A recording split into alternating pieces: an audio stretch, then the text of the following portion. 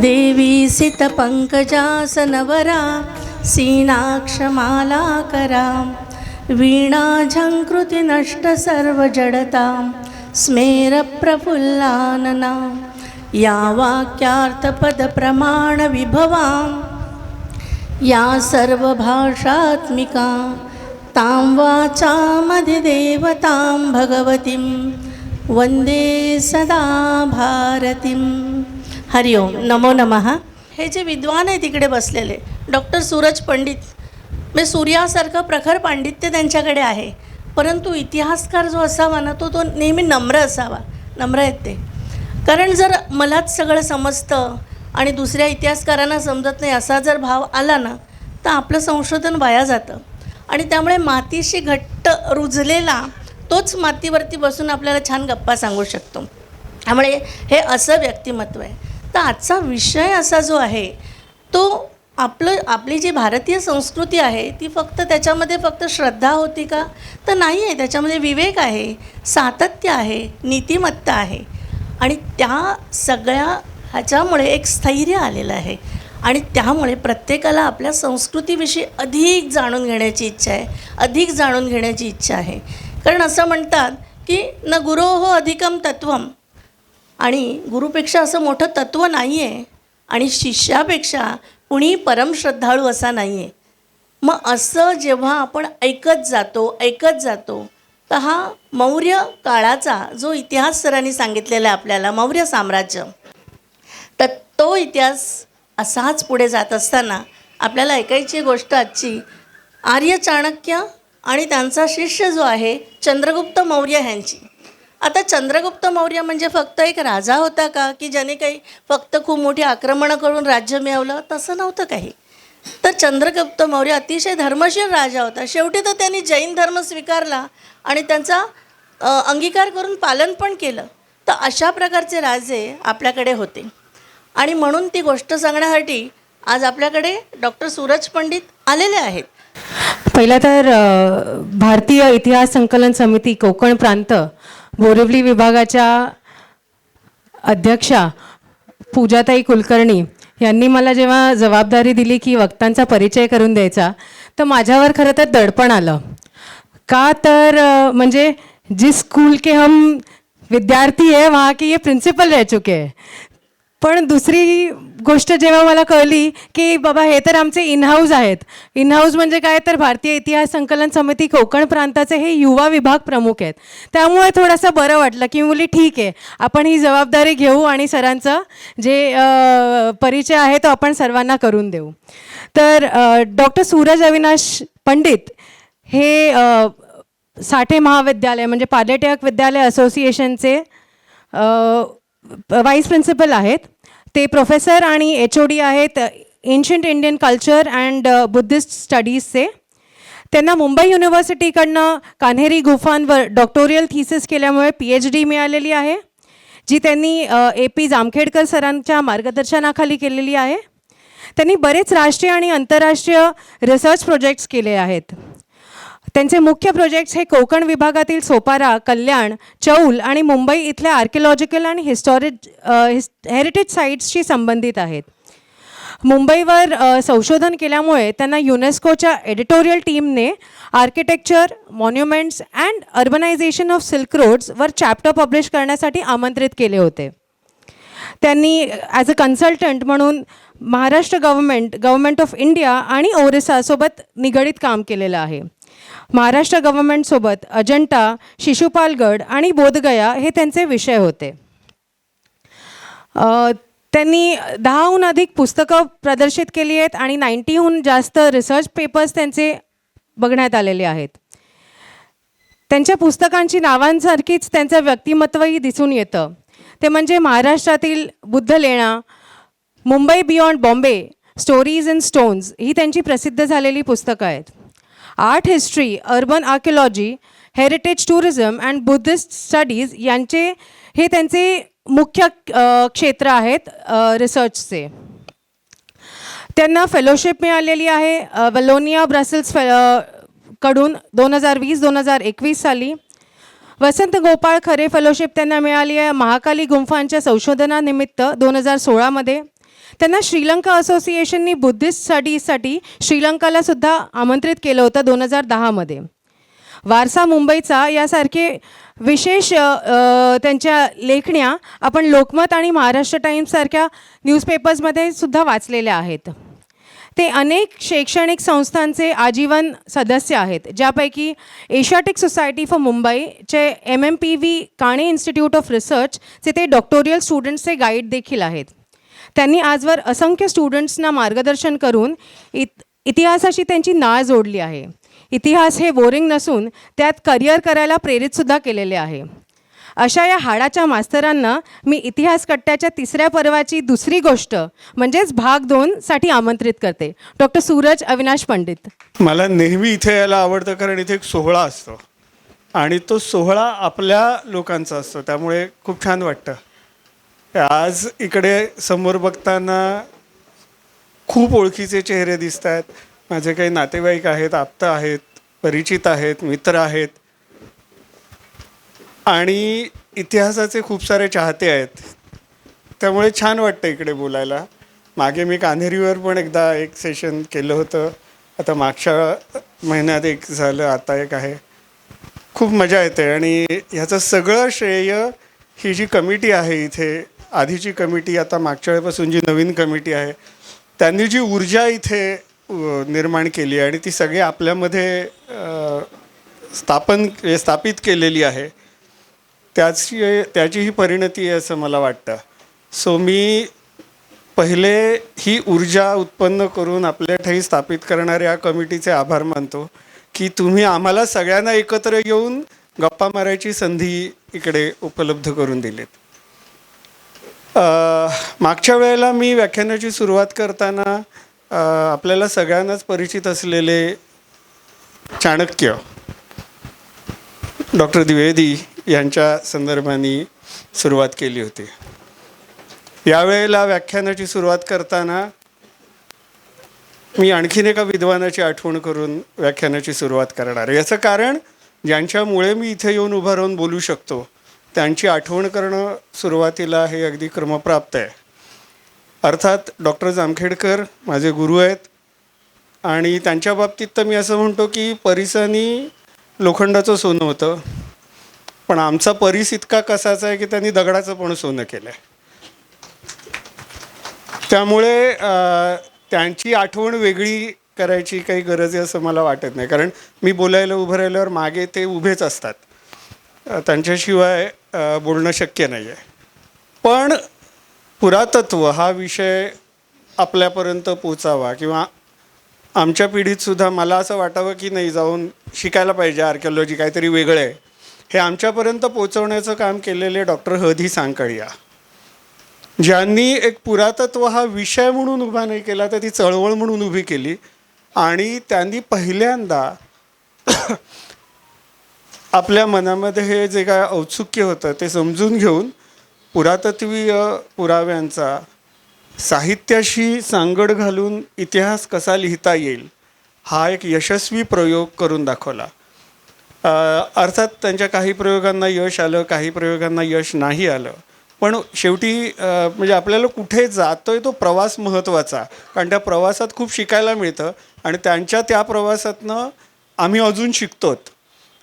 हा एवढा प्रगल्भ आणि एवढा सुंदर बौद्धिक प्रवास त्यांनी करून ठेवलेला आहे. त्यांनी अर्थातच ते पहिले विद्वान होते भारतातले ज्यांनी आर्किओलॉजी ऑफ रामायण नावाचं पुस्तक लिहिलं आणि त्यांनी हा विषय चर्चेला घ्यायला हवा हा मुद्दा ठामपणे मांडला. सो त्या अनुषंगाने मौर्यांच्या काही गोष्टी, त्या संदर्भात उजेडात आलेला पुरातत्वीय पुरावा याचाही विचार त्यांनी केलेला होता. आणि म्हणून आजच्या व्याख्यानाच्या सुरुवातीला मी प्रोफेसर हसमुख धीरजलाल सांकळिया यांची आठवण प्रकर्षाने करतो आणि आपल्या गोष्टीची सुरुवात करतो. एकदा काय झालं, एक राजा होता. एका गावामध्ये त्या राजाचं राज्य होतं. तो फार काही बरा राजा नव्हता. त्याला भयंकर धनाचा लोभ सुटलेला. अनेक विविध पद्धतीचे कर त्याने लावले आणि लोकांना पिळवून त्यांची पिळवणूक करून स्वतःचा खजिना भरायचा, एवढंच त्याचं ध्येय होतं. सगळी जनता जी होती ना ती त्रस्त झालेली होती की आता या राजाचं करायचं काय. आणि मग त्यांना कुठेतरी क्षितिजावरती एक आशेचा किरण दिसला. एका गुरुनी आपल्या पट्ट शिष्याला सांगितलं की आपलं राष्ट्र या जाचातून मुक्त करायला हवं, ह्याच्यासाठी आपण एकत्र यायला हवं, एकत्र विचार करायला हवा. हे सगळं चालू असताना एका गावामध्ये एका झोपडीत एक आई आपल्या मुलाला छान गरम गरम भाकऱ्या करून देत होती. आणि तो मुलगा पण दमून खेळून कुठून आला होता, बाजूला चुलीच्या बसला होता. आई खायला दे खायला दे चाललं होतं. आईने चुलीवरची भाकरी काढली आणि त्याच्या पानात वाढली. त्या मुलांनी ती भाकरी मधनंच तोडायला सुरुवात केली आणि हात भाजला. अर्थात तो भाजणारच, चुलीवरची भाकरी होती. त्यावेळेला त्या धनाढ्य राजाच्या विरोधात बंड करणारा तो आचार्य आणि त्याचा पट्ट शिष्य दोघेजण त्या धनाढ्य राजाचा पराभव करण्याचा एक अयशस्वी प्रयत्न करून त्या मार्गाने जात होते. हा मुलगा का ओरडला, झोपडीतून मुलाचा आवाज का येतो ओरडण्याचा, म्हणून त्या शिष्यानी जाऊन बघितलं तर त्याची आई त्याला सांगत होती, अरे तू काय चंद्रगुप्त आहेस का, गरम भाकरीच्या मध्यभागी हात घातल्यावर हात भाजणारच आहे ना, कडेकडेनी खा. ही गोष्ट येते ना एका बौद्ध ग्रंथामध्ये. आपल्याला असं वाटतं ना की अलेक्झांडर आला, मग चंद्रगुप्त चाणक्य या दोघांनी नंद घराणं उलटून टाकलं आणि चंद्रगुप्त राज्यावर आला आणि मौर्याची सुरुवात झाली. हे जर एवढं सोपं असतं ना तर त्यांना आज आपण 2300 वर्ष 400 वर्ष लक्षात नसतं ठेवलं. ही गोष्ट आपल्यापर्यंत खूप मोठा संदेश घेऊन येते. त्यातला पहिला सगळ्यात महत्त्वाचा भाग होता की जो जाच करणारा राजा होता तो कोणालाच नको होता. आणि सामान्य माणसाच्या रोजच्या आयुष्यातनं राजासुद्धा काहीतरी शिकू शकतो, ही त्यातली फार मोठी दुसरी शिकवण या बौद्ध ग्रंथाने आपल्याला दिली. आता या कथेतलं तथ्य काय आहे, सत्य काय आहे, ह्या सगळ्या नंतरच्या गोष्टी आहेत. कारण आज ना आपण तिकडे उत्तर प्रदेश बिहारमध्ये जाऊन ती झोपडी कुठे होती, मग ती आई कुठे चूल मांडून बसली होती, या सगळ्या गोष्टी नाही सांगू शकत. आणि मला तर वाटतं त्या सांगायची गरजही नाही. कारण त्या गोष्टींनी आपल्याला जो एक संदेश दिला आहे ना तो महत्त्वाचा आहे. ती आई त्या मुलाला जे सांगते ना ते महत्त्वाचं आहे. आणि म्हणूनच आपण आजच्या राजाच्या गोष्टीची सुरुवात इथून करतोय. फार फार वर्षापूर्वी एक अलेक्झांडर नावाचा राजा होता. जगज्जेता सिकंदर किंवा अलेक्झांडर असं त्याचं नाव आपल्याला माहिती आहे. प्रचंड मोठं साम्राज्य होतं त्याचं. अगदी भूमध्य समुद्रापासून ते आपल्या सिंधू नदीपर्यंत पसरलेलं. त्या काळात जेव्हा कुठलीही वाहतुकीची आधुनिक साधनं उपलब्ध नव्हती, कुठलीही आधुनिक युद्धसामुग्री उपलब्ध नव्हती, तेव्हा पायी प्रवास करून, रथातून प्रवास करून, घोड्यावरनं सैन्य नेऊन त्यांनी अगदी इजिप्तपासून सिंधू नदीपर्यंतचा प्रचंड मोठा भूभाग आपल्या अधिपत्याखाली आणला. बरेच वेळा होतं कसं माहिती आहे का की आपण आपल्या लाडक्या राजाच्या शत्रूला मूर्खात काढतो आणि मग आपल्यालाच लक्षात येत नाही की आपला राजा किती मोठा होता. हे अगदी 2400 वर्षापूर्वीचं असू दे किंवा अगदी 400 वर्षापूर्वीचं असू दे, आपण ही चूक नेहमी करतो. आपल्याला हे कळायला हवं की शत्रू जेवढा मोठा तेवढा त्याचा पराजय करणारा आपला राजा त्याच्यापेक्षा मोठा. आणि हीच या अलेक्झांडरच्या बाबतीतली चूक आपण गेली अनेक वर्ष करत आलोय. तो जगज्जेता होता, त्यांनी जिंकलं आणि मग त्याच्यावरती अनेक आरोप करायचे. पण जो मनुष्य इजिप्तपासून सिंधू नदीपर्यंत संपूर्ण प्रदेश पादाक्रांत करून त्याच्यावर राज्य करतो, तो लेचापेचा नक्की नव्हता. मग त्याने हा सगळा प्रदेश पादाक्रांत का केला? आपण त्याला जगज्जेता म्हणतो. मागे मी एका शाळेमध्ये व्याख्यान घेत असताना मला एका मुलाने विचारलं, पण जग तर खूप मोठं आहे ना, मग आपण त्याला जगज्जेता का म्हणतो? अर्थात जग ही संकल्पना खूप कॉन्टेक्च्युअल आहे. त्याला एक संदर्भ असतो. माझं जग माझ्यापुरतंच असतं. तसं त्यावेळेचं ज्ञात जग हे त्यावेळेचं ज्ञात जग होतं. आजचं ज्ञात जग हे त्यावेळेच्या ज्ञात जगापेक्षा खूप मोठं आहे, कारण आपल्याकडचं तंत्रज्ञान वेगळं आहे. हे आपण समजून घ्यायला पाहिजे. तो जगज्जेता नसला तरी जगाचा, ज्ञात जगाचा फार मोठा भाग त्यांनी जिंकून घेतला होता. आणि त्याच्यामध्ये मुख्यतः जे ग्रीक साम्राज्य आपल्याला पाहायला मिळतं ते इजिप्शियन साम्राज्य आणि सगळ्यात महत्त्वाचं पर्शियन साम्राज्य, ह्या 3 साम्राज्याचा समावेश होतो. म्हणजे 3 स्वतंत्र साम्राज्य पादाक्रांत करणारा हा सम्राट होता. याच्या समोर या संपूर्ण भूभागातला कोणताच राजा कधीच उभा राहू शकला नाही. आणि अलेक्झांडरची दुसरी एक खासियत होती, त्याने जिंकून घेतलेला भूप्रदेश होता ना, तो जिवंत असेपर्यंत त्याच्या विरोधात त्या भागात बंड झाल्याचा पुरावा तरी उपलब्ध नाही. म्हणजे तो नुसताच जगज्जेता होता असं नाही, तर तो एक चांगला प्रशासकही असावा. कारण जिंकून घेतल्यानंतर त्या प्रदेशातल्या लोकांनी तुम्हाला राजा म्हणून मान्यता देणं, जेव्हा तुम्ही आधी त्यांचे शत्रू आहात आणि आजपासून राजा आहात, ही फार मोठी गोष्ट आहे. अर्थात त्याचा पराक्रम, त्यांनी त्याच्या लहानशा आयुष्यात जे काय करून दाखवलं ते सगळं अचाट होतं, ते सगळं अफाट होतं.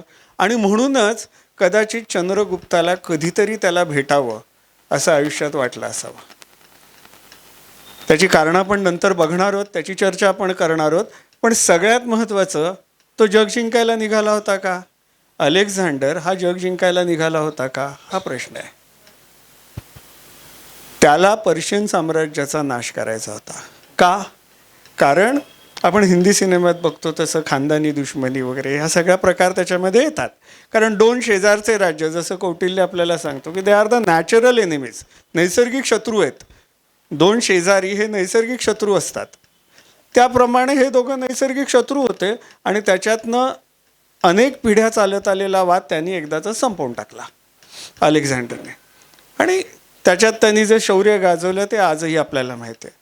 अलेक्झांडर आणि शिवाजी महाराज यांच्यामध्ये एक फार गमतीशीर साम्य आहे.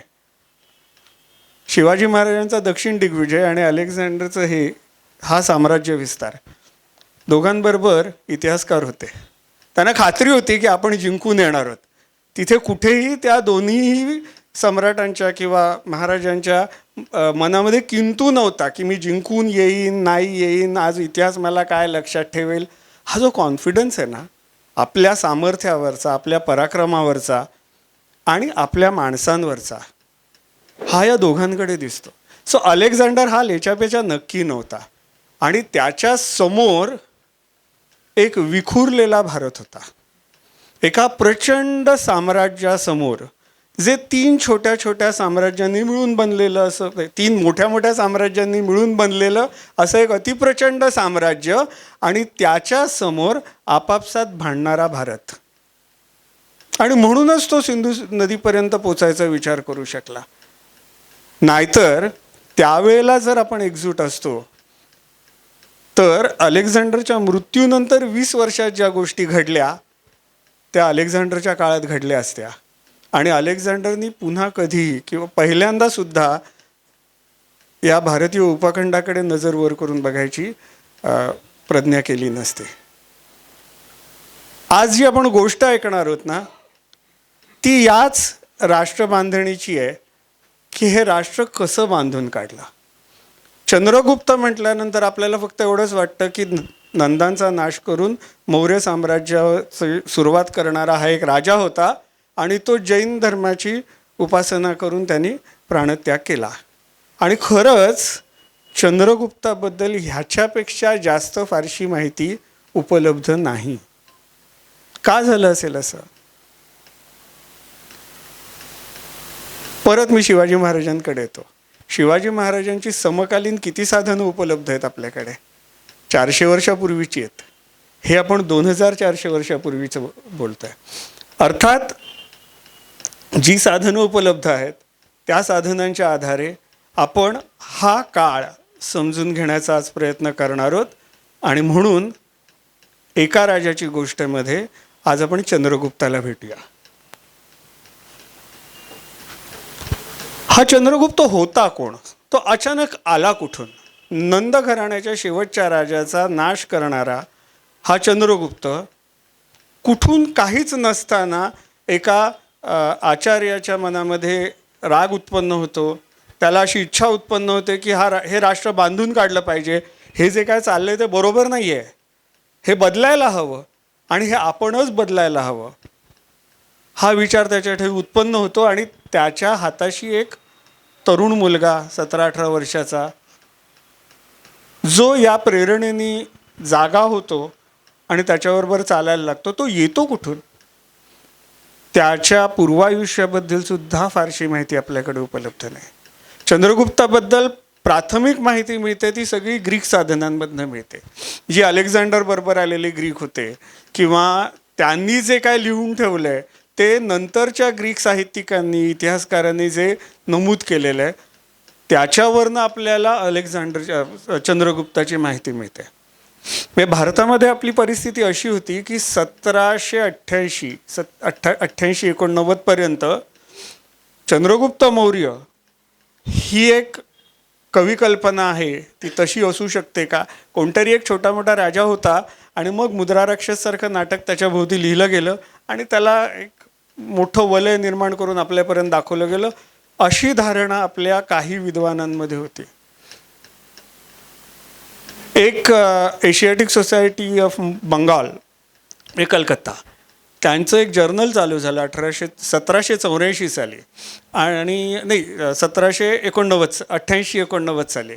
आणि त्याच्या पहिल्या भागामध्ये एका ब्रिटिश अधिकाऱ्याने असं लिहिलं की ग्रीक साहित्यामध्ये 2 नावं प्रकर्षाने सातत्याने येतात. अलेक्झांडरच्या मृत्यूनंतर पुढे जवळजवळ 600 वर्ष ही 2 नावं सातत्याने घेतली जातात. एक नाव आहे गावाचं आणि दुसरं नाव आहे त्यावर राज्य करणाऱ्याचं. हे कोण होते हे शोधून तर काढलं पाहिजे. गावाचं नाव होतं पालिबोथ्रा आणि राजाचं नाव होतं सँड्रोकॉटस. ग्रीक साहित्यिकांनी त्यांच्या पद्धतीने नावं लिहून ठेवली आणि त्या इतिहासकारांनी पहिल्यांदा आपल्याला सांगितलं की पालिबोथ्रा म्हणजे दुसरं तिसरं काही नसून पाटलीपुत्र म्हणजेच आत्ताचं पाटणा आहे. आणि तेव्हा आपण खडबडून जागे झालो की ज्या बिहारला आज आपण जे काय म्हणतो तो बिहार एकेकाळी संपूर्ण भारतवर्षावर राज्य करत होता. त्याची राजधानी आज सुद्धा पाटणा आहे. ती पाटलीपुत्र, त्याची गोष्ट मी मागच्या वेळेला सांगितली तुम्हाला, ती एवढी प्रसिद्ध आणि समृद्ध होती. आणि अशा राजधानीचा राजा सँड्रोकॉटस म्हणजे आपला चंद्रगुप्त मौर्य. हा चंद्रगुप्त मौर्य काही साहित्य परंपरा आपल्याला असं सांगतात की तो मुरा नावाच्या दासीचा मुलगा होता आणि शेवटचा नंद राजा होता त्याच्यापासून तो झाला होता, अशी एक धारणा आपल्याकडे करून दिली जाते. अनेक वर्ष आम्ही विद्यार्थी असताना पण ह्याच्यावरती आम्ही विश्वास ठेवत होतो. परंतु जेव्हा काही पुराव्यांचा आपण विचार करतो, त्यांच्याकडे पुन्हा वळून बघतो, तेव्हा आपल्याला असं लक्षात येतं की मुरापासून मौर्य येऊ नाही शकत. म्हणजे आपल्याला संस्कृत काय यायला पाहिजे याचं हे एक चांगलं उदाहरण आहे की मुरापासून मौर्य हा शब्द तयार नाही होऊ शकत. त्यामुळे मुरेचा मुलगा म्हणून मौर्य हे काहीतरी एक ओढून ताणून जोडलेला भादरायण संबंध आहे, हे आता आमच्या लक्षात यायला लागला. कारण एकदा त्याला आपण दासीपुत्र म्हणून टाकलं ना की मग त्याच्याबरोबर अनेक गोष्टी त्याला चिकटवता येतात आणि मग त्याचे अनेक दोष समाजालाही देता येतात. ह्या सगळ्या चक्रात अडकलेला जो असतो तो इतिहासकार नसतो. आपल्याकडची साधनं तावून सुलाखून वाचून त्याचा विचार करून योग्य त्या गोष्टी मांडणारा असतो तो इतिहासकार असतो. त्यामुळे मला समाजावर आरोप करायचा आहे म्हणून मी त्याला दासीपुत्र करणार, हा अट्टाहास इतिहासकाराला शोभत नाही. त्यामुळे मुरा दासीचा पुत्र तो मौर्य ही जी एटिमॉलॉजी, ही जी व्युत्पत्ती सांगितली जाते ती संस्कृतच्या कोणत्याही विद्वानाला तुम्ही विचारलं तर तो सांगेल की ही योग्य नाही आहे आणि मौर्य हा शब्द मुरापासून तयार होऊ शकत नाही. जैन साहित्यामध्ये त्याला वृषल म्हटलेलं आहे. तर वृषल ह्याचा जर आपण उहापोह करायचा ठरवला त्याच्यावर आपल्याला एक थोडा वेळ देता येईल, पण एकूण आपल्याला एक 45-50 मिनिटात संपूर्ण विषय मांडायचा आहे. त्यामुळे वृषल आपण कोणाला म्हणतो किंवा आपल्या परंपरेत वृषल हा शब्द कोणासाठी वापरला जातो? जो सर्वश्रेष्ठ राजा आहे, जो राजांचा राजा आहे, जो उत्तम राजा आहे तो वृषल आहे. सो जैन साहित्यात त्याला कुठेही दासीपुत्र किंवा असं काही संदर्भ आलेले आपल्याला पाहायला मिळत नाहीत. तिसरा संदर्भ जो येतो तो आपल्या मौखिक परंपरेमध्ये आणि पुराणांमध्ये येतो. त्याच्यामध्ये आपल्याला असा संदर्भ मिळतो की काही ज्या आदिवासी वनात राहणाऱ्या वनवासींचे जे समूह होते त्यांच्या राजांच्या पैकी एका घराण्यातला हा मुलगा होता आणि त्यांचा जो काय उपजीविकेची त्यांची जी साधनं होती ती मोर पकडणे, मोर काय त्यांना ट्रेनिंग देणे अशा प्रकारची ती हे होती. तर त्या घराण्यातला हा म्हणून याचं नाव मौर्य ही एक उत्पत्ती काही इतिहासकार सांगतात. ह्या सगळ्या उत्पत्ती जेव्हा आपण बघतो ना तेव्हा त्या कुठून तरी ओढून ताणून त्या मौर्य या शब्दाला चिकटवायच्या आणि मग त्या मोराचा काहीतरी त्याचं ध्वनी साधर्म्य आहे म्हणून त्याची काहीतरी एक गाठ बांधून द्यायची अशा प्रकारच्या वाटतात. आपल्याकडे बौद्ध साहित्यात एक महापरिनिर्वाण सूत्र म्हणून एक टेक्स्ट आहे which is suppose to be very authentic and original basic text. त्या महापरिनिर्वाण सूत्रामध्ये एक संदर्भ फार महत्त्वाचा येतो की पिपली वन या वनाच्या परिसरात राहणारी जी एक कम्युनिटी होती, जे तिथे जे राहणारे लोक होते त्या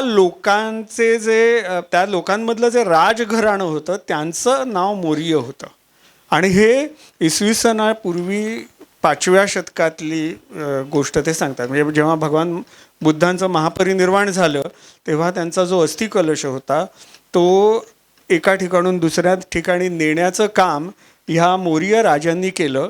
कारण ऑब्व्हियसली तो खूप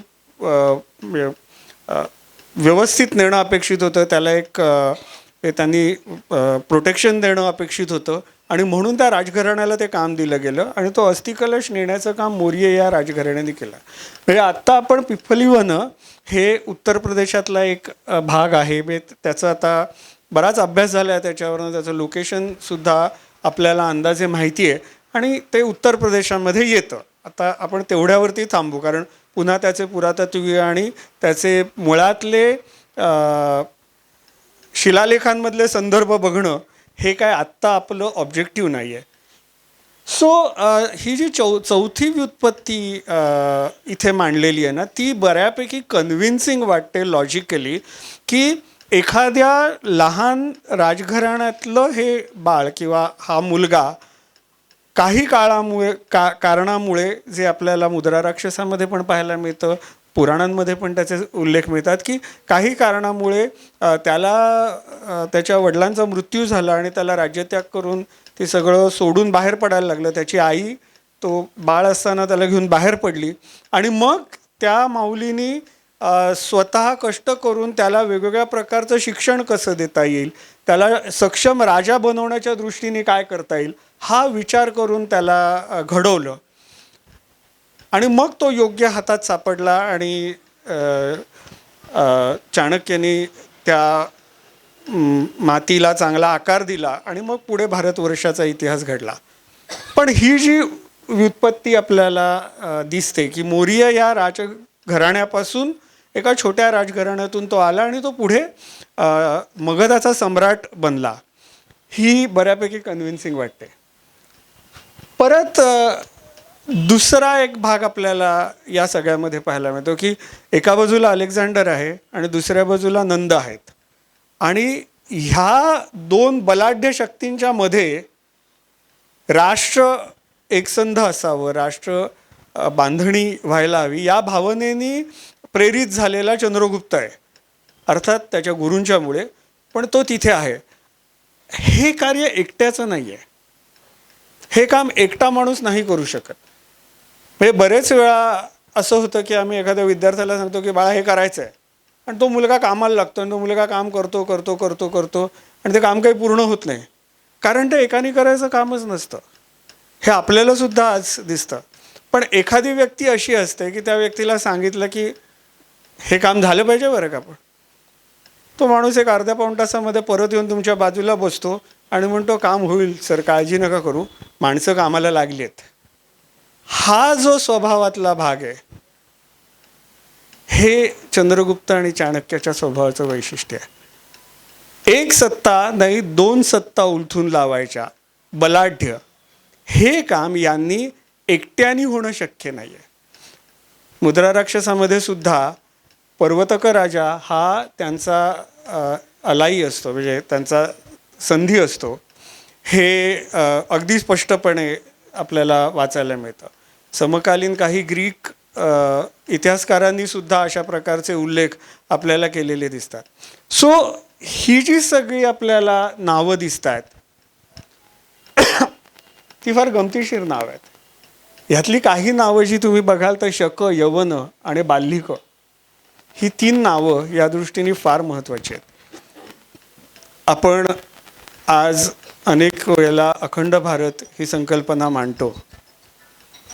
जेव्हा मी शक, यवन आणि बाल्लिक यांच्याविषयी यांची नावं जेव्हा पहिल्यांदा बघितली, पहिल्यांदा वाचली, तेव्हा माझ्या लक्षात आलं की हा अखंड भारताचा भाग आहे. अदरवाईज ते आपल्याला फॉरेनर वाटतात की बाल्लिक सेंट्रल एशियामधले कुठले तरी लोक, शक, यवन तिकडे कुठेतरी राज्य करणारे लोक.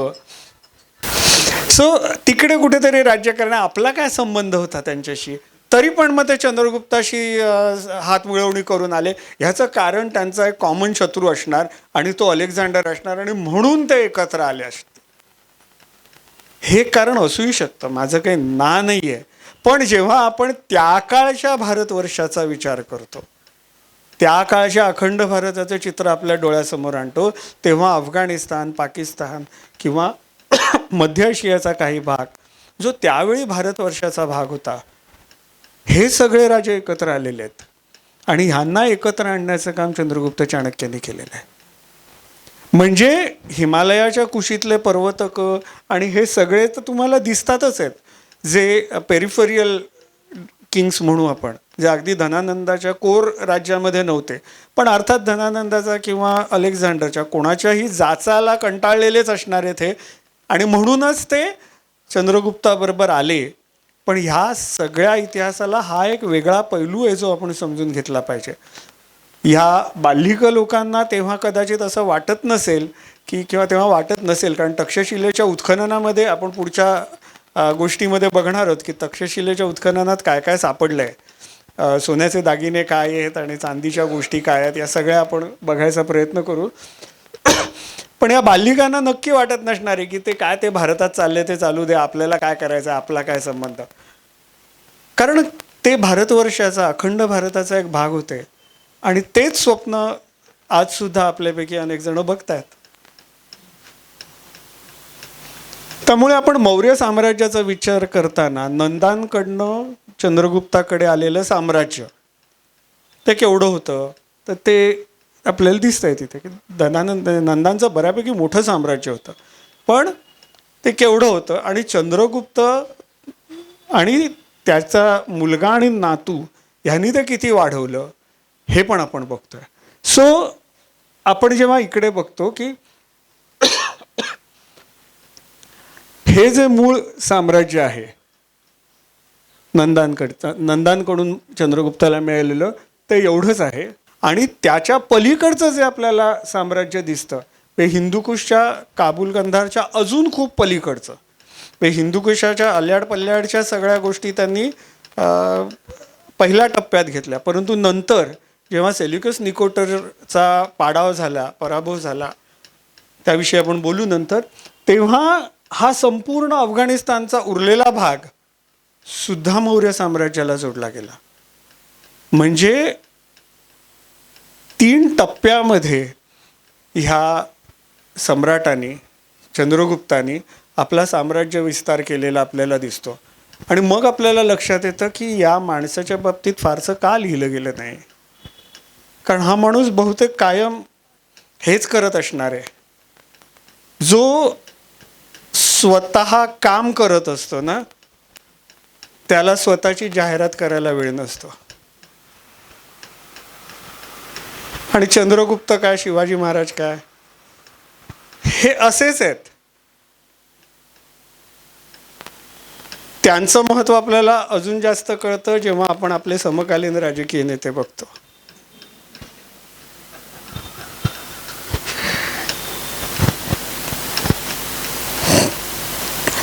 चंद्रगुप्ताच्या कारकिर्दीमध्ये एक फार महत्त्वाचं साधन आपल्या हाती लागलं, ते म्हणजे मॅगेस्थेनिसचं इंडिका नावाचं पुस्तक. आता हा मॅगेस्थेनिस कोण होता त्याच्याविषयी मी 1-2 मिनटं बोलतो. जेव्हा अलेक्झांडरच्या साम्राज्याचा पाडाव झाला तेव्हा अफगाणिस्तान आणि पर्शियन एम्पायर, म्हणजे पर्शियन एम्पायरचा जो पूर्वेकडचा भाग होता त्या भागामध्ये सेल्युकस निकोटर नावाचा त्याचा एक उत्तराधिकारी राज्य करायला लागला. कारण एवढ्या मोठ्या साम्राज्याचे नंतर तुकडे पडले आणि या तुकड्यावरती जो राज्य करत होता तो सेल्युकस निकोटर होता. जेव्हा अलेक्झांडर आला होता तेव्हा सिंधूच्या खोऱ्यामध्ये छोटी छोटी गणराज्य होते. नंदांना सुद्धा त्यांना एकत्र करून राष्ट्रबांधणी करण्याची इच्छा नव्हती. चाललं ते चांगलं चाललंय, पैसे मिळत आहेत, धनाचा लोभ आहे, आणि तो धनाचा लोभ जोपर्यंत शांत होतोय तोपर्यंत हे सगळे कष्ट कोण करणार. ज्यांना धनाचा लोभ असतो ते राष्ट्रबांधणी करत नाहीत. आणि म्हणून जेव्हा अलेक्झांडर आला तेव्हा त्याच्यासाठी हे विखुरलेले राजे अगदीच इझी टार्गेट होते. कोणालाही जावं, झोडून काढावं, कारण ते नाहीतरी आपापसात भांडतच होते. पुन्हा छत्रपती शिवाजी महाराज, आपण आपापसात भांडतो आणि त्याचा परकीय माणूस येऊन फायदा घेतो. हे अनेक वेळा 21व्या शतकात सुद्धा आपण खरं होताना बघतोय. आता TV लावला तरी या बातम्या तुम्हाला रिलेव्हंट वाटतील की आपण भांडलो तर काय होतं. हे सिंधूच्या खोऱ्यात चाललं होतं आणि मग अलेक्झांडरनी त्याचा पुरेपूर फायदा घेतला. त्यांनी सिंधू नदीपर्यंत साम्राज्य विस्तार केला आणि मग त्याची जी एक इच्छा होती जग जिंकायची किंवा याच्याही पलीकडे जायची, अर्थातच ती त्याच्या सैन्याची उरलेली नव्हती, त्याच्या अधिकाऱ्यांची उरलेली नव्हती, आणि त्यांनी त्याच्या विरुद्ध बोलायला हळूहळू सुरुवात केली. जेव्हा ते त्याला कळलं तेव्हा त्यांनी परतीचा मार्ग धरला आणि तो पुन्हा मागे जायला लागला.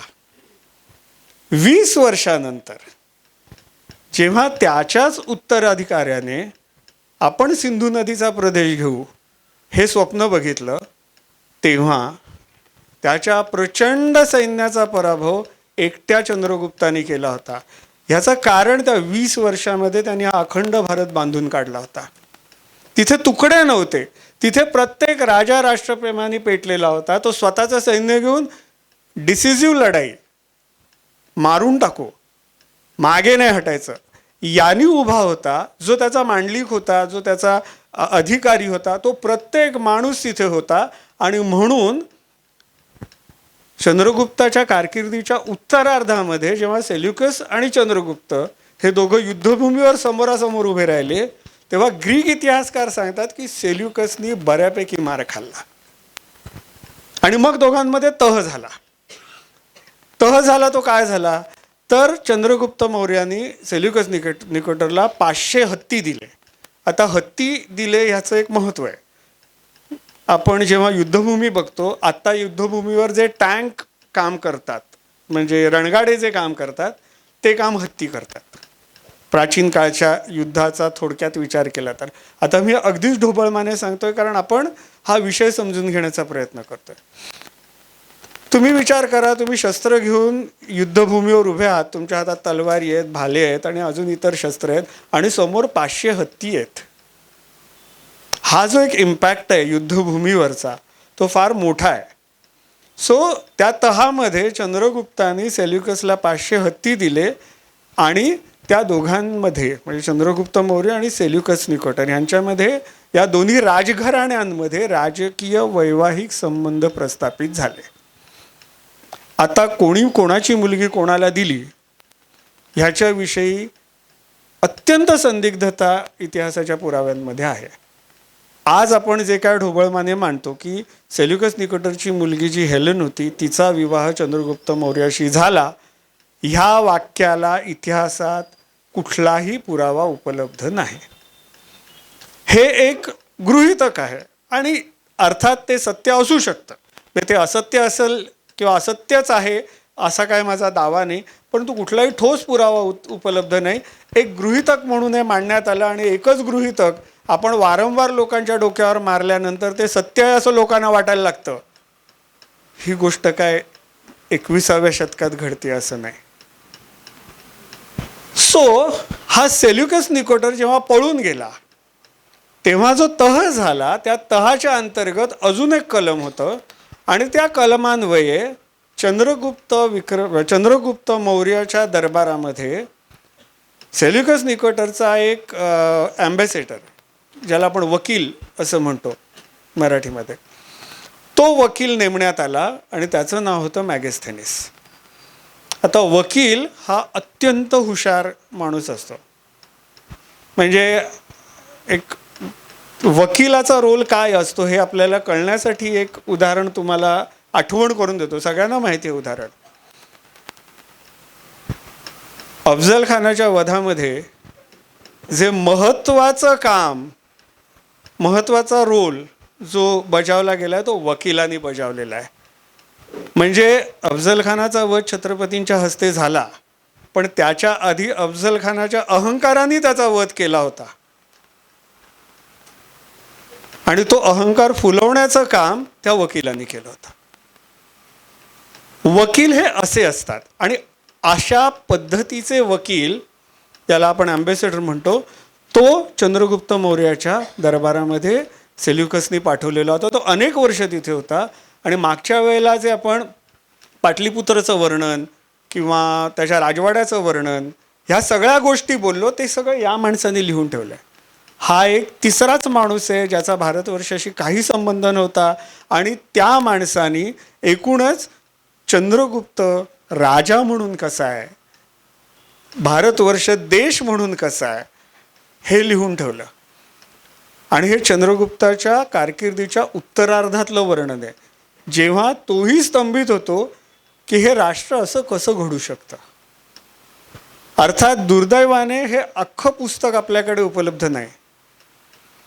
आज त्या पुस्तकातले जे संदर्भ, ते वेचे जे इतर इतिहासकारांनी दिले नंतरच्या काळामध्ये ते आपल्याला उपलब्ध आहेत आणि त्या अनुषंगाने मेगस्थेनिसला भारताबद्दल काय वाटत होतं ते आपण जाणून घेऊ शकतो. तो मेगस्थेनिस यांनी प्रचंड प्रवास केला असावा, कारण तो भारतातल्या विविध ठिकाणचे संदर्भ देतो आणि तिथली वर्णनं करतो त्याच्या ग्रंथामध्ये.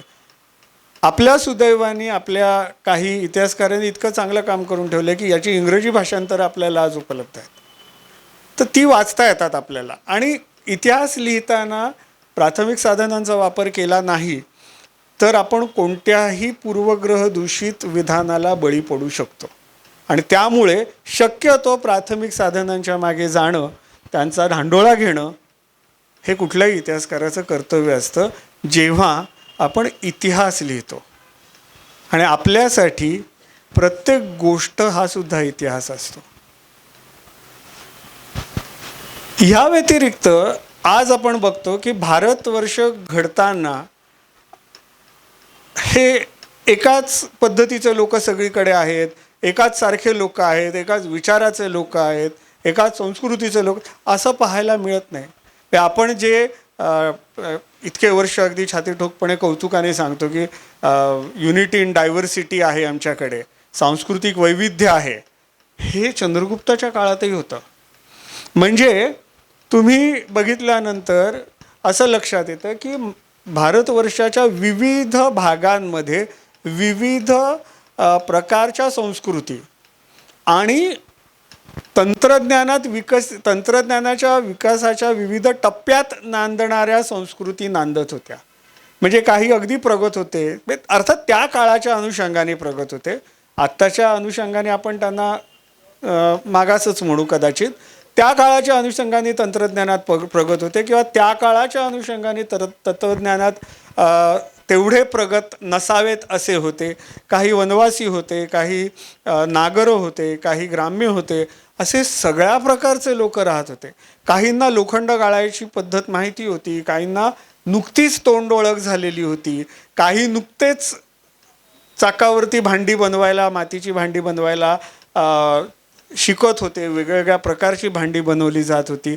प्रत्येक परिसरातल्या खाण्यापिण्याच्या उपजीविकेच्या साधनांच्या सगळ्याच पद्धती वेगळ्या वेगळ्या होत्या. ह्या अखंड भारतवर्षाला एकत्र बांधून ठेवणं, जेव्हा तुमच्याकडे कुठलंही कम्युनिकेशनचं आधुनिक साधन नाही आहे, तेव्हा ह्या वैविध्याला जपून हे सगळं करणं, हे काम चंद्रगुप्तानी केलं त्याच्या 20 वर्षाच्या 25 वर्षाच्या कारकिर्दीमध्ये. हे कसं काय जमलं हे म्हणजे आपल्याला हा सगळा पसारा बघितल्यावर आश्चर्य वाटतं की तेव्हा रेल्वे नव्हती, विमान नव्हतं, गाड्या नव्हत्या. मग हे सगळं कसं होत होतं? तर त्याची शासन व्यवस्था जी होती, जी आपल्याला कौटिल्याच्या अर्थशास्त्रामध्ये पाहायला मिळते, कौटिल्यानीच त्याला अर्थात ते धडे घालून दिलेले होते, त्यांच्याच दर्शनाखाली हे सगळं घडत होतं की अखंड भारतवर्ष त्यांनी वेगवेगळ्या विभागांमध्ये वाटून दिला. त्या प्रत्येक विभागाचा एक अधिकारी नेमला. तो गव्हर्नर जो असायचा, तो गव्हर्नर त्याची राज्यपद्धती सांभाळायचा आणि त्याच्या रिपोर्टिंगची व्यवस्था ही उत्तम पद्धतीने केलेली होती.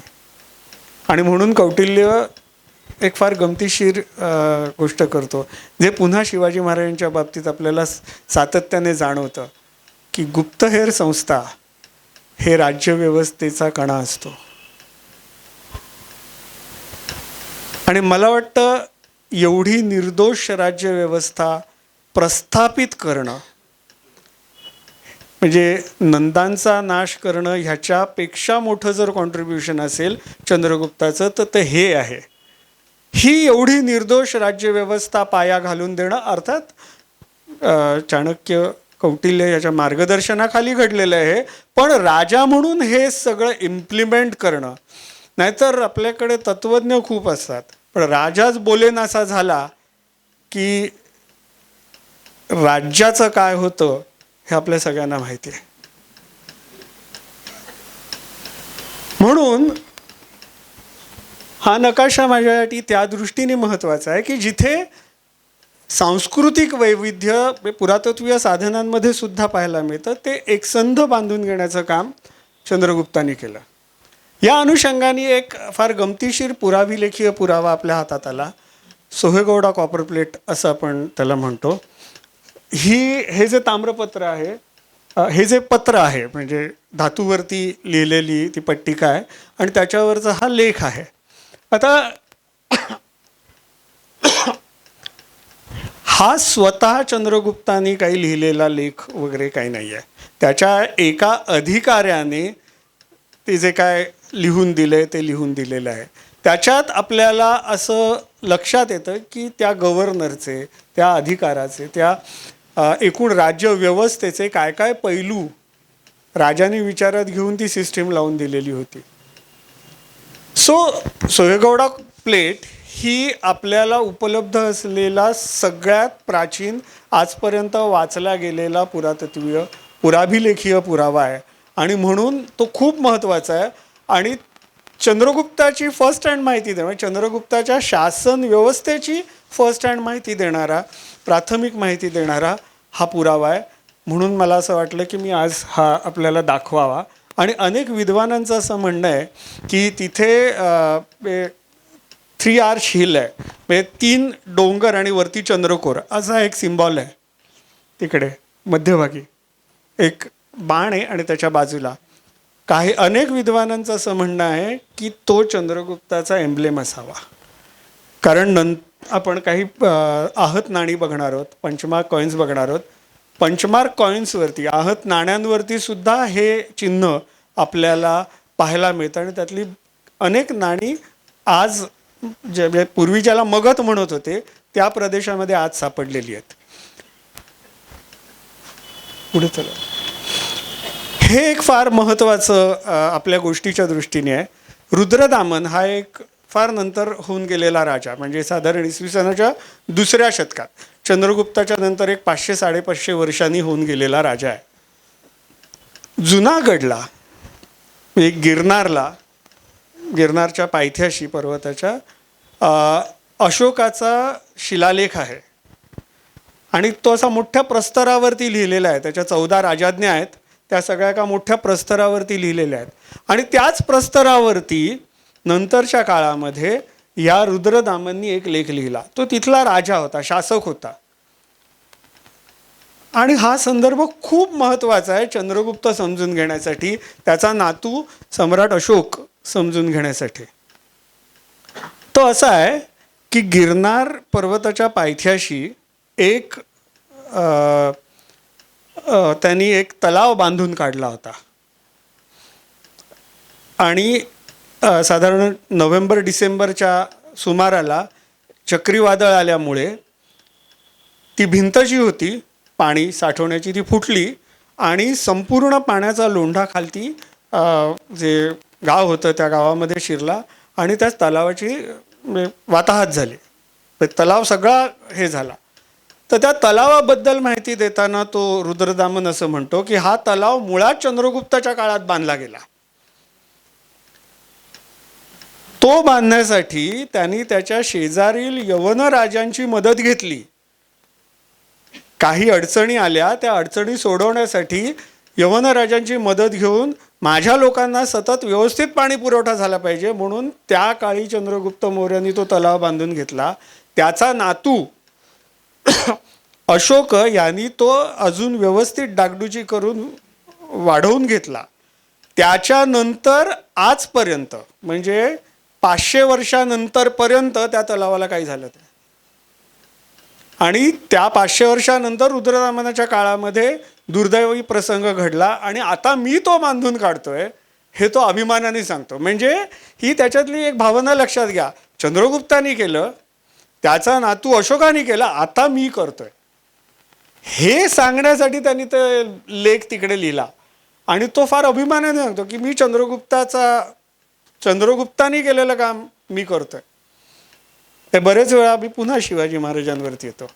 बरेच वेळा आपल्याला असं वाटतं की शिवाजी महाराजांनी देवळांचं अनेक दक्षिण दिग्विजयाच्या काळामध्ये देवळांचं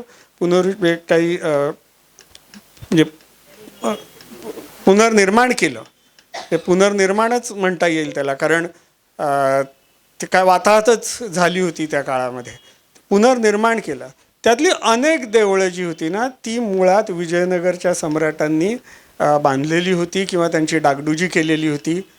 सो ही जी लिगसी आहे आपल्याकडे आलेली, ही जी परंपरा आहे ती सांगण्याची जी पद्धत आहे, मला वाटतं त्याचाही इतिहास एवढ्या मागे जातो की माझ्या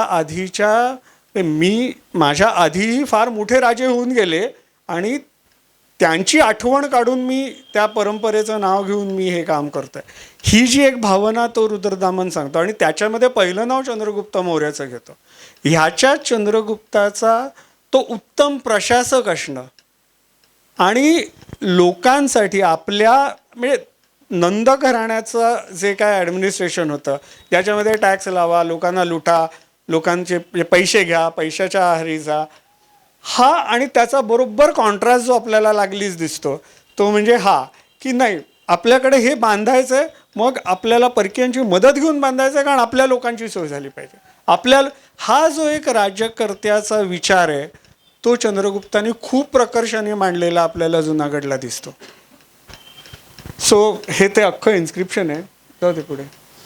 सो त्याच्यात एक तुषास्प नावाच्या यवन अधिकाऱ्याचा उल्लेख आहे की काही काही वेळेला त्यांनी यवन अधिकाऱ्यांना आपल्या नोकरीतही ठेवलं.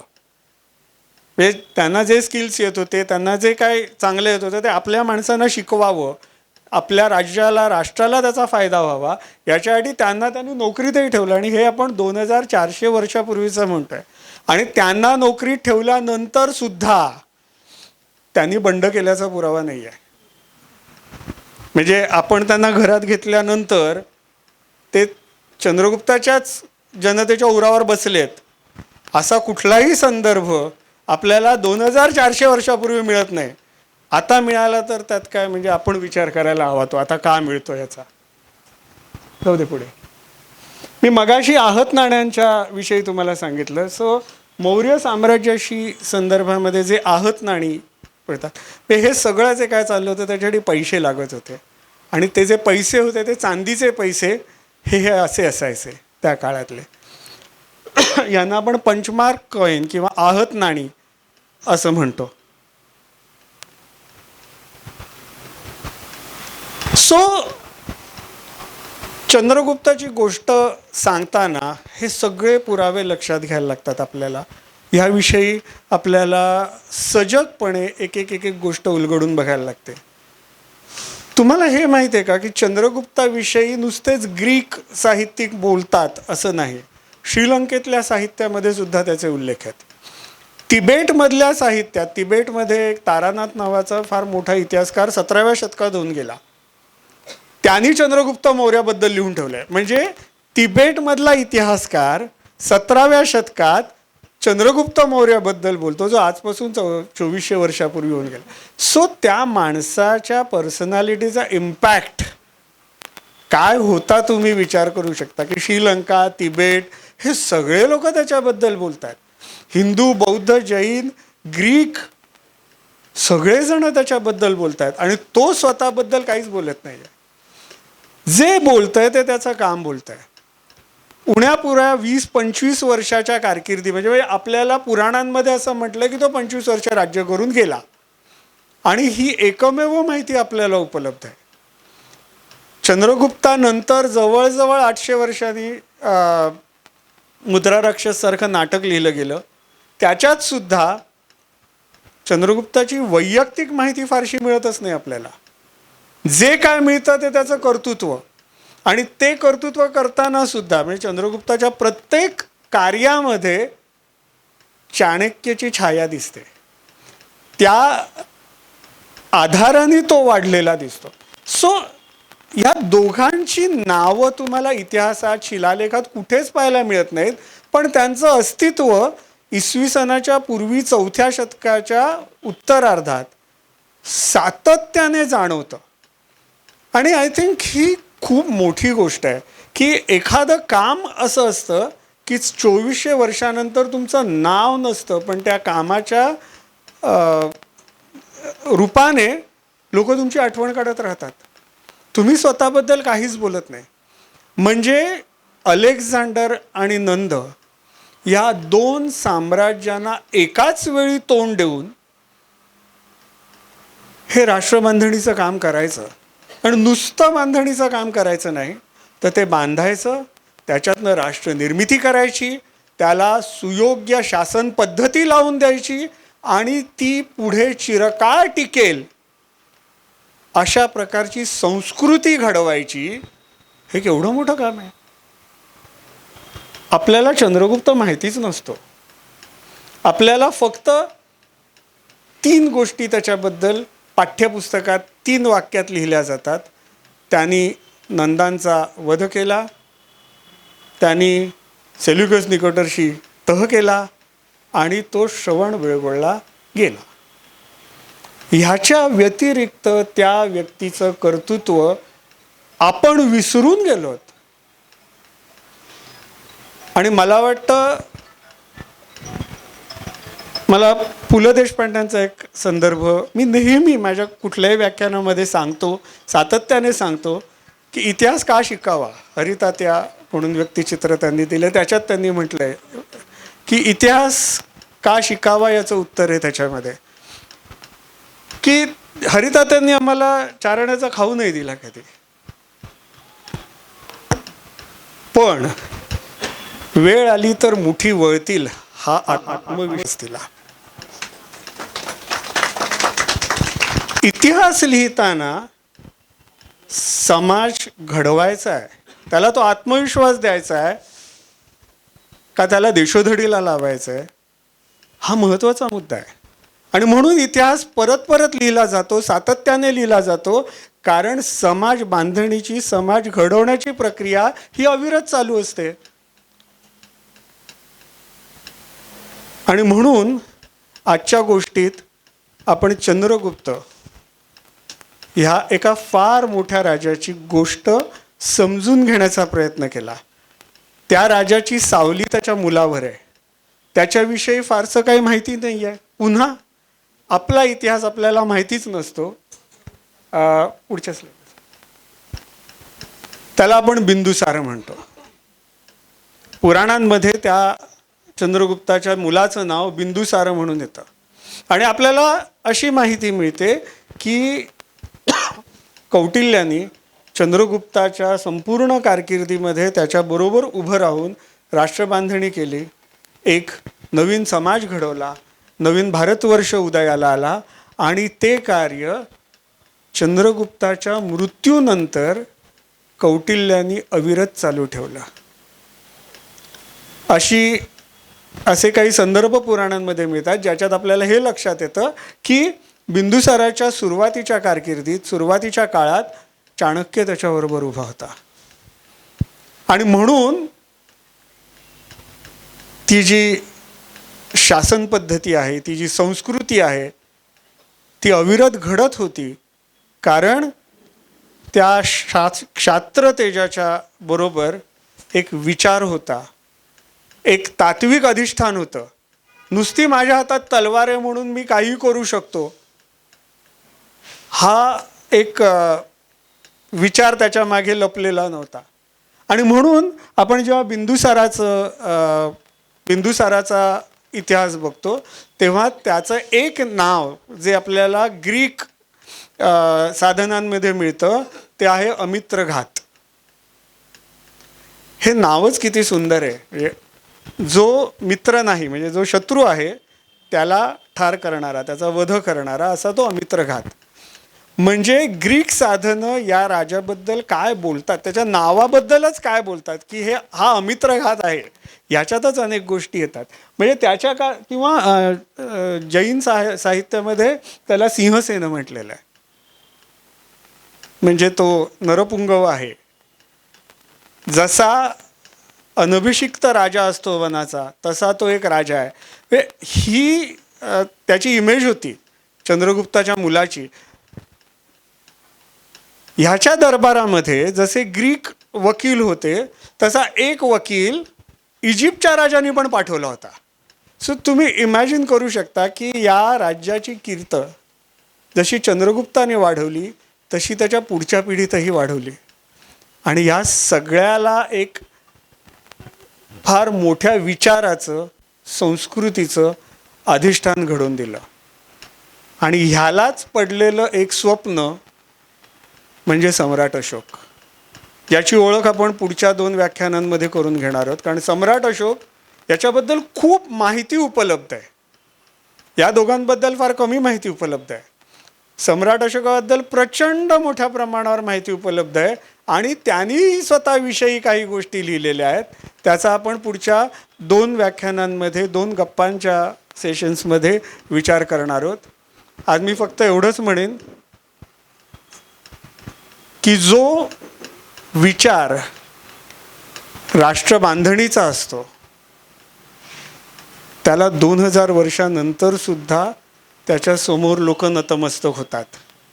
आणि म्हणून चंद्रगुप्त आणि चाणक्य हे भारतीय इतिहासातलं एक फार मोठं नाव आहे, ज्यांनी एक राजा कसा असावा हे आपल्याला सांगितलं. आणि मला बोरिवली विभागाचं खरंच मनापासून आभार मानायचे आहेत की त्यांनी अशा राजाची गोष्ट पहिले घेतली जेव्हा आपण एक होता राजा चालू केला. बेळगोळला आजसुद्धा म्हणजे आपल्याला श्रवणबेळगोळची मोठी बाहुबलीची प्रतिमा माहिती आहे. त्याच्या समोरच्या डोंगराला चंद्रगिरी असं नाव आहे. आणि त्या चंद्रगिरीवरती, त्या चंद्रगिरीचं नाव चंद्रगिरी आहे कारण तिथे एक इसवी सनाच्या 5व्या-6व्या शतकातलं एक शिलालेख आहे. म्हणजे चंद्रगुप्त मौर्याच्या नंतर जवळजवळ 800 वर्षांनी लिहिला गेलेला तो लेख आहे की जिथे त्या लेखात असं म्हटलं आहे की याच ठिकाणी भद्रबाहू आणि त्यांचे शिष्य चंद्रगुप्त हे राहिले आणि तिथे चंद्रगुप्ताच्या पादुका दगडात कोरलेल्या आहेत, पदचिन्ह दगडात कोरलेली आहेत की तिथे त्यांनी आपला देह ठेवला जैन परंपरेला अनुसरून, अशी ती धारणा आहे. परंतु हा जो उल्लेख आहे तो चंद्रगुप्ताच्या समकालीन नाही. तो चंद्रगुप्त मौर्य ह्याच्यानंतर जवळजवळ 800 वर्षांनी लिहिला गेलेला आहे. म्हणून तो खोटा आहे असं मी अजिबात म्हणणार नाही. कारण ही परंपरा एक अक्षुण्ण परंपरा आहे आणि आपल्याला हे माहिती आहे की या जैन परंपरेत, मौखिक परंपरेत सुद्धा किती व्यवस्थित पद्धतीने हा इतिहास, अशा प्रकारचा इतिहास नमूद केलेला आहे. त्यामुळे काकांनी जी आठवण करून दिली की ती खरी आहे. मी मगाशी ते इन्स्क्रिप्शन दाखवलं होतं, मागे जा. हां, श्रवणबेळगोळचं. ह्या इन्स्क्रिप्शनमध्ये इथे हेच इन्स्क्रिप्शन जे आहे जिथे त्या इन्स्क्रिप्शनमध्ये म्हटलं आहे की चंद्रगुप्त आणि भद्रभाऊ ते तिथे होते. दुसरा यवनांचा संदर्भ होता. सो यवन हा जो एक विषय आहे त्याला युज्युअली आयोनियन ग्रीक्स असं एक संदर्भ दिला जातो इतिहासामध्ये. कारण आयोनियन्सचे उल्लेख आपल्याला साहित्यामध्ये आणि तत्कालीन पुरातत्वीय पुराव्यांमध्ये आपल्याला दिसतात की ते कसे स्थलांतरित होत आपल्याकडे येतात आणि मग यवनांची नावं आपल्याकडे यायला लागतात. परंतु डॉक्टर ढवळीकर आणि डॉक्टर जामखेडकर यांनी एका वेगळ्या पद्धतीचा अभ्यास याच्यावरती केलेला आहे आणि त्याच्यामध्ये आत्ता जसं काकांनी सांगितलं की यवन हे नक्की कोण होते ह्याची एक म्हणजे विस्तृत चर्चा त्यांनी केली. म्हणजे आपण जनरली असं म्हणतो की ते परकी होते आणि मग आपल्यात ते सामावून घेतले गेले आणि मग ते सामावून घेतले गेले त्यांना यवन म्हणायला सुरुवात केली. हा एक विचार आहे. परंतु त्याला छेद देणारं जे संशोधन आहे ह्या विद्वानांनी केलेलं आहे आणि ते समजून घेण्यासाठी आपल्याला आपल्या इतिहास परंपरेची, मी जेव्हा आपली इतिहास परंपरा असं म्हणतो त्याच्यामध्ये रामायण आणि महाभारत या दोन्हीचाही समावेश होतो हे मी इथे अगदी प्रकर्षाने सांगते. त्याची बऱ्यापैकी जाण असणं आणि माहिती असणं गरजेचं आहे. त्यामुळे मी आत्ता त्याच्यावरती नाही भाष्य करणार. माझी काय तेवढी म्हणजे या विषयावरती मी काही एवढा अभ्यास केलेला नाही आहे. पण आपण विनंती करू, जामखेडकर सर आपले अध्यक्ष आहेत आणि त्यांचंच या विषयावरती काम असल्यामुळे आपण त्यांचा एखादा व्हिडिओ करून सुद्धा आपल्या चॅनलवरती टाकू शकतो जो सगळ्यांपर्यंत पोचू शकेल. तिसरा प्रश्न समुद्रगुप्ताचा आहे. समुद्रगुप्त हा गुप्त वंशामधला होता. आपण मौर्य वंशावरती आहोत. सो गुप्त वंशामध्ये 2 चंद्रगुप्त होऊन गेले. म्हणजे पुन्हा चंद्रगुप्ताची महती एवढी आहे ना की दुसऱ्या राजवंशाने पण त्यात ते नाव अगदी अभिमानाने धारण केलेलं आहे.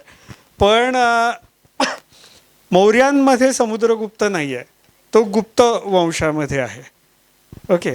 आणि चौथा जो प्रश्न आहे की जैन आणि बौद्ध हे संप्रदाय आपण म्हणायला पाहिजे. सुरुवातीच्या काळात त्यांना संप्रदायच म्हणायला हवं अगदी कुशाण काळापर्यंत सुद्धा त्यांना संप्रदाय म्हणता येईल.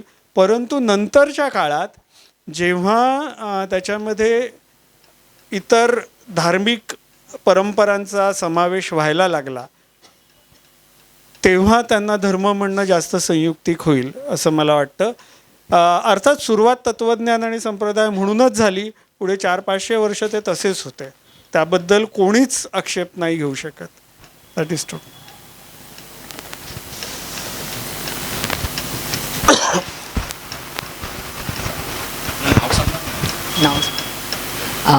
माझं नाव सुदर्शना.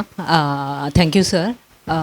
माझं प्रश्न फक्त हे आहे की चाणक्याचे जे लिटरेचर आहे, जे मला अर्थशास्त्र आणि चाणक्य नीती, तर ह्याच्यामध्ये कुठे ह्यांचा रेफरन्स किंवा ते कोणत्या पिरियडचे असतील असं? चाणक्य नीती चाणक्याचं नाही आहे, कौटिल्याचं अर्थशास्त्र. ओके. हां. हा नाही, ती परंपरा आहे, त्याबद्दल मला आदर आहे. आता गंमत अशी आहे ना की कौटिल्याच्या अर्थशास्त्राची आज उपलब्ध असलेली जी प्रत आहे, म्हणजे हस्तलिखित नाही, आज जे उपलब्ध असलेलं व्हर्जन आहे टेक्स्ट, ते इसवी सनाच्या पहिल्या शतकातलं आहे, ते मौर्य काळातलं नाही. परंतु त्याच्यातला जो मेजर भाग आहे तो मौर्य काळातला आहे. म्हणजे हे कुठलं तरी नंतरच्या काळातलं संस्करण आज आपल्याला उपलब्ध आहे, मूळ संस्करण उपलब्ध नाही. त्यामुळे कौटिल्यांनी त्याच्याबद्दल दिलेली जी काय थोडीफार माहिती अर्थशास्त्रामध्ये आहे आणि मग मुद्रा राक्षसामध्ये जी मिळते तेवढीच आपल्याला उपलब्ध आहे. पुरातत्वीय अवशेष, पुरातत्वीय पुरावे आपल्याला कुठलीच माहिती देत नाहीत त्याच्याबद्दल. आणि हे नंतरचं संस्करण असल्यामुळे आपल्याला हे अनेक अभ्यासकांनी काम करून, रपा कंगल्यांचं मोठं काम आहे त्याच्यावरती, त्यांनी क्रिटिकल एडिशन काढली आणि त्यांनी त्याच्यामध्ये प्रक्षिप्त भाग कुठले असावेत हे सुद्धा सांगितलं आहे. ते काही फार नाही आहेत, म्हणजे जवळजवळ 80-90% टेक्स्ट मौर्य काळातलंच आपल्यापर्यंत पोचलेलं आहे हे आपल्याला नक्की माहिती आहे. पण दुर्दैवाने फारशी माहिती लेखकाविषयी, कवीविषयी, कारण संस्कृतमध्ये लेखक हा स्क्राईब असतो आणि कवी हा कंपोजर असतो, त्या विद्वानाविषयी फारशी माहिती आपल्याला आज उपलब्ध नाही. आणि कदाचित त्याला दुसरा पण एक पैलू असावा की आपल्या परंपरेत आपली स्वतःची कीर्ती गाण्याची पद्धत नाही. ते कोणी गात असेल तर मग आपण बरोबर त्याला त्याची जागा दाखवतो. हां, म्हणजे माहिती असतं ना. त्यामुळे कौटिल्याची फार कमी माहिती आपल्याला उपलब्ध आहे, दुर्दैवाने. असं आपण मानतो कौटिल्य आणि चाणक्य हे दोघं एकच आहेत असं आपण मानतो. पण हे एकच आहेत आणि दोन नाहीत याला आज तरी कुठला ठोस पुरावा उपलब्ध नाही. पण ते नसण्यासाठी सुद्धा काही नाहीत. म्हणजे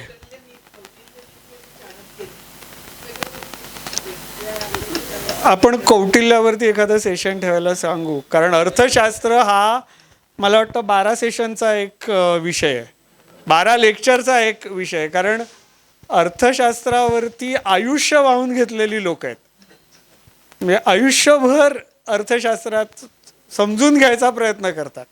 म्हणजे एका अर्थशास्त्राच्या मराठी भाषांतराला दुर्गाबाईंनी प्रस्तावना दिली आहे. ती प्रस्तावना वाचतानाच आपल्याला लक्षात येतं की आपल्याला हे काहीच कळत नाही आहे, ते अर्थशास्त्रानंतरची गोष्ट आहे. त्यामुळे तो विषय फार मोठा आहे. म्हणजे आपण आत्ता त्याच्यात, म्हणजे तुम्ही जर आत्ता ऑब्झर्व केला असेल तर मी एक होता राजाविषयी बोललो, राजाला घडवणाऱ्याविषयी मी पासिंग रेफरन्स देत होतो. याचं कारणच ते आहे की एकतर दोघांची ऑथेंटिक माहिती नाही, दुसरं कौटिल्यावरती एकदा बोलायला सुरुवात केली ना की मी अडकणार आणि मग माझा अभिमन्यूच होणार. कारण मी चक्रवात आत शिरायचा रस्ता माहिती आहे, बाहेर शिरायचा रस्ता माहिती नाही, बाहेर पडायचा, मग मी मेलो. सो मी त्याविषयी बोलणारच नाही. त्याच्यासाठी आपण त्या विषयातले एक्सपर्ट बोलू, माझा तो काही प्रांत नाही. नमस्कार. माझा प्रश्न ॲक्च्युली कौटिल्य म्हणजे चाणक्य कौटिल्य याविषयी होता आणि दुसरा एक प्रश्न अलेक्झांडर विषयी नाही, तुम्ही विचारू शकता प्रश्न, काय प्रॉब्लेम नाही. ओके. सो असं एक मी वाचलं होतं बऱ्याच ठिकाणी की कौटिल्य आणि चाणक्याचं okay let's consider that side, पण त्यांची प्रायमरी सोर्सेसमधून हिस्टॉरिकल ऑथेंटिसिटी अशी कुठे मिळते, हा माझा पहिला प्रश्न होता.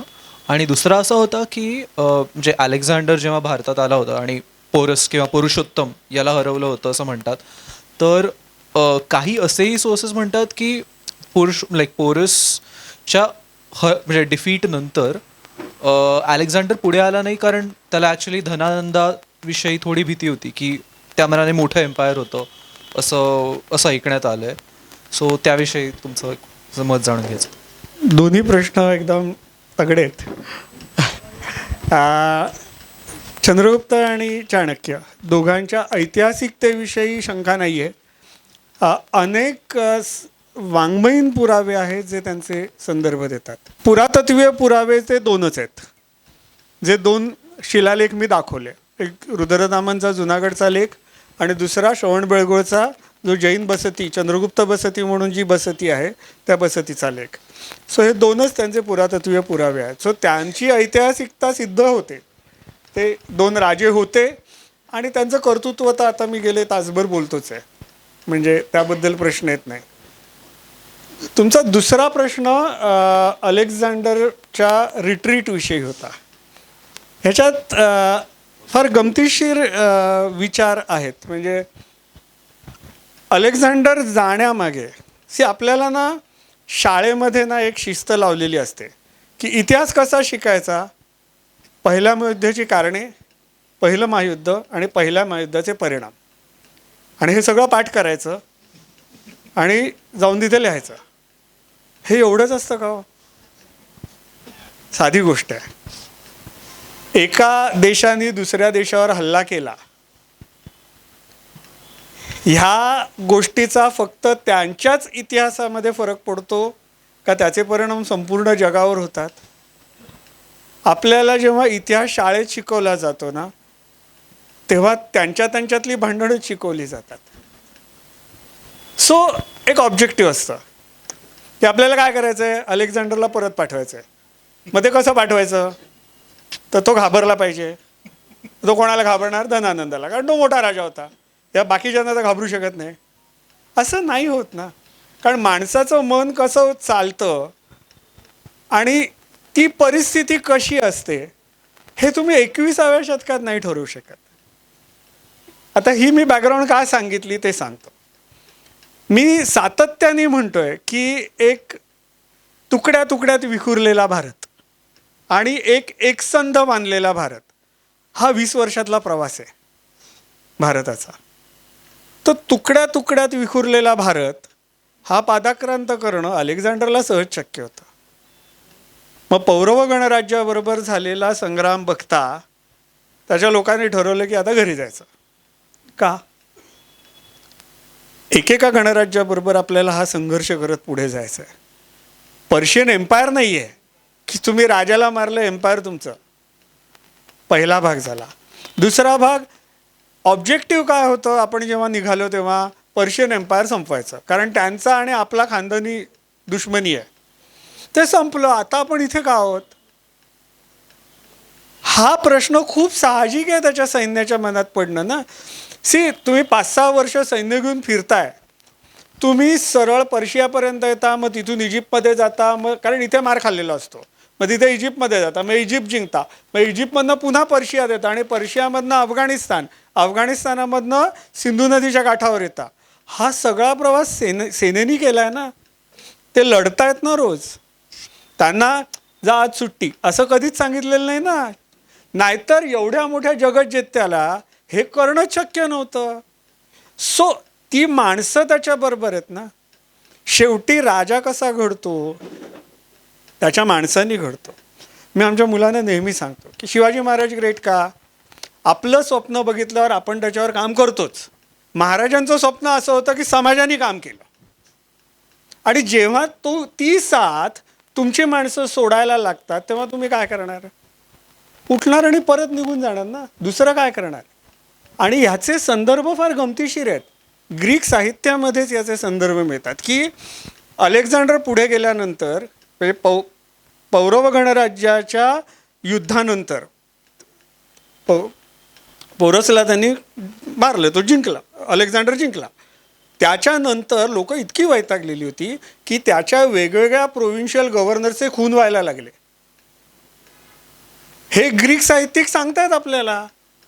सो तो जो काय एक असंतोष आहे त्याचा उद्रेक व्हायला लागलाय ना, तो तू राजा म्हणून तुम्ही किती दिवस खेचून देणार आहात.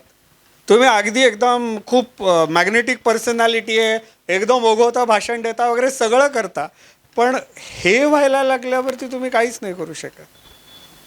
सो धनानंदाची भीती ही खूप नंतरचा भाग आहे, कारण तुम्हाला सगळी गणराज्य संपवायची आहेत अशी गोष्ट आहे ना. आपल्याला माहिती आहे, द्विवेदींनी चाणक्यामध्ये दाखवलं आहे की कौटिल्य धनानंदाकडे जातो, चाणक्य जातो आणि म्हणतो की तू आता या सगळ्यांना एकत्र येऊन उभं राहायची वेळ आहे. तर तेव्हा तो सांगतो ते त्यांचं बघतील, मी कशाला बघू. ह्यालाच मी विखुरलेला भारत म्हणतोय ना. सो धनानंदाला सुद्धा वेळ होता त्याच्याशी भिडायला आणि त्यालाही याच्याशी भिडायला वेळ होता. मधल्या काळात चंद्रगुप्त आणि चाणक्य त्याला भिडलेले आहेत. आणि ग्रीक साहित्यिक आपल्याला असं सांगतात की अलेक्झांडरनी चंद्रगुप्ताला ठार करायचा आदेश दिला होता, कारण तो डोईजड व्हायला लागला होता. He could see he is bringing people together. एकीकरणाची चळवळ, राष्ट्रबांधणी सुरू झाली आहे हे त्याला दिसत होतं. तो तेवढा तर हुशार होताच ना, म्हणून तो इथपर्यंत पोचला. सो ह्या पार्श्वभूमीवरती तो परत गेला. ते 1, 2, 3 अशी कारणं नसतात, कारण शेवटी माणसाचं मन येते, माणसाची इच्छा आहे आणि माणसाची जिद्द आहे. ह्या सगळ्यावरती साम्राज्य विस्तार होतो. चंद्रगुप्त चाणक्यासारखे राष्ट्र घडवण्याची स्वप्न बघून साम्राज्य विस्तार करणारे फार कमी असतात.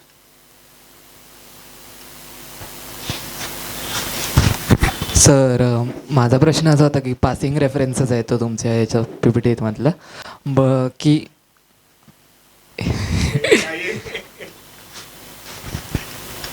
मी मागच्या वेळेला म्हटलं होतं ना की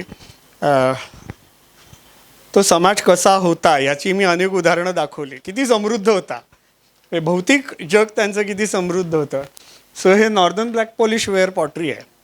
म्हणजे ही जी पॉटरी आहे ही, ते फोटो आहेत, ही मातीची भांडी आहेत आणि ह्याला मेटॅलिक साऊंड आहे. म्हणजे ती 2 भांडी एकमेकांवर वाजली की धातू आपडल्यासारखा आवाज येतो. म्हणजे याचा अर्थ काय, those are well fired pots, अतिशय फाईन आणि खूप सुंदर. आणि त्याच्यावरती जी चकाकी आहे ना ती सिल्वर, गोल्ड, कॉपर अशा प्रकारच्या वेगवेगळ्या रंगातली हे आहे. म्हणजे ही भांडी ही टेबलवेअर होती. टेबलवेअर म्हणजे आपल्याकडे पाहुणे येणार असतात तेव्हा आपण कपाटातनं काढतो ना, ते टेबलवेअर. सो हे टेबलवेअर होतं त्या काळातलं. आणि हां, म्हणजे आता तसंच असतं ते. ही शिजवण्याची भांडी नाही आहेत, ही सर्व करण्याची भांडी आहेत. पण तुम्हाला गंमत सांगतो, ही इतकी उत्कृष्ट प्रतीची भांडी आहेत की आजपर्यंत जगात या प्रकारची मृद भांडी कधीही घडवली गेली नाही जी मौर्य काळात घडली. आणि यू वोंट बिलीव्ह, मौर्य काळात चंद्रगुप्त मौर्याच्या राज्याच्या बाहेरचे जे भाग होते किंवा अशोकाच्या राज्याच्या पेरिफरीवरचे जे भाग होते नंतर त्यांनी जे जिंकून घेतलेले, या भांड्याचे तुकडे नाणी म्हणून वापरले गेलेले आहेत. आपल्याला जुन्नरला सातवाहन काळामध्ये या भांड्याचा एक छोटं भांडं सापडलं जुन्नरला. ते फुटल्यानंतर त्याला भोक पाडून वायरनी जोडून ते भांडं वापरल्याचा तिथे आपल्याला मिळालेलं आहे जुन्नरला उत्खननामध्ये. म्हणजे ते काय प्रेशियस भांडं असेल त्या काळी सुद्धा. आणि हे आपल्याला खूप मोठ्या प्रमाणावर मिळतात मौर्य काळात मगधामध्ये. सो मागच्या वेळेला मी त्यांना अनेक म्हणजे दिदारगंजची यक्षिणी दाखवली किंवा अनेक गोष्टी दाखवल्या की समाज समृद्ध असला की अनेक गोष्टी होतात. सो समाजाच्या समृद्धीचं हे एक खूप महत्त्वाचं लक्षण आहे. कारण भांडं हे आपल्या हातात आहे. म्हणजे गेल्या वेळी आपण ज्या गोष्टी बघितल्या त्या कसं ते मूर्ती होत्या किंवा काय टेराकोटा होत्या असं होतं. ही भांडी प्रत्येकाच्या घरात असायची. सो यू कॅन इमॅजिन त्या माणसांनी काय सुवर्णयुग बघितलं आहे. थंडीचे दिवस आहेत तरी सगळे कुडकुडत बसलेले आहेत, कारण सरांना ऐकायचं होतं. आणि आज खरंच मोठ्या संख्येने तुम्ही आलात, तर सर्वप्रथम तुमचे आभार. हा जो सगळा मंडप किंवा जे अंगण आहे आपल्याला बोरिवली सांस्कृतिक केंद्रातर्फे प्रत्येक कार्यक्रमाला दिलं जातं, आणि त्याच्या आधी चहा पानापासून लाईट व्यवस्था सगळ्या व्यवस्था ग्राउंडच्या त्या आवर्जून बघतात. काही सांगावं नाही लागत, फक्त एकदा सांगावं लागतं की ही तारीख आहे, आणि पूर्ण टीम आपल्याला आपल्याबरोबर सहभागी असते. तर त्या पूर्ण टीमचं खरं आभार. दुसरं म्हणजे इतिहासात काय असतं, नेहमी तलवारी निघतात. म्हणजे सरांचं तर ठीक आहे, मोगम आणि एकदम ऑथेंटिक असतं, पण बऱ्याच वेळा काही जणांना बोलवलं आपण आणि तर्कवितर्क किंवा इकडचं तिकडचं, तर ते डॉक्युमेंटेशन करण्यासाठी डे वनपासून व्हिजनरी स्टुडिओजची पूर्ण टीम आपल्याकडे असते. अद्ययावत तंत्रज्ञान जे काही कॅमेराज किंवा रेकॉर्डिंग, आणि ते परत आता आपण सोशल मीडियावर पण टाकतो. तुनीड कांबडी आणि त्यांची पूर्ण टीम, व्हिजनरी स्टुडिओ असं त्यांचं एक मीडिया हाऊस आहे मीरा रोडला, ते प्रत्येक वेळी आपल्याकडे येतात. तर त्यांचे आभार. हे एवढं सगळं उभं केलं श्रीधर साठे आहेत आपल्याकडे. जनसेवा केंद्र हे डे वनपासून आमच्यासाठी म्हणजे प्रायोजक म्हणून ते कार्य करतात. त्यांचं नाव घेतल्याशिवाय ह्या कार्यक्रमाची सांगता नाही होणार. नमस्कार. त्यांचे जनसेवा केंद्र बोरिवली यांचं खूप खूप आभार. धन्यवाद.